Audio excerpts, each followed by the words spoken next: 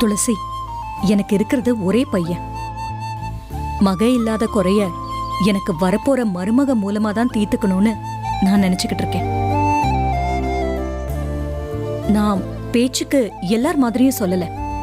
நான் மனசார உன்னை என் மகளா தான் பாக்குறேன்.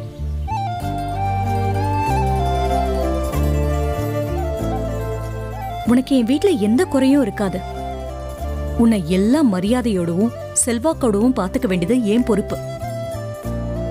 பெரிய இடம் நமக்கு சரிப்பட்டு வருமானு உங்க அப்பா யோசிச்ச மாதிரி நீயும் யோசிச்சு தயங்குறியா? இது பாரு, நான் மனசுல இருந்து பேசுறேன். உனக்கு புரியலையா? நான் உன்னை தங்கமா தாங்கிக்குவேம்மா. நான் உங்க மருமகளா வர்றதுக்கு மனப்பூர்வமா சம்மதிக்கிறேம்மா.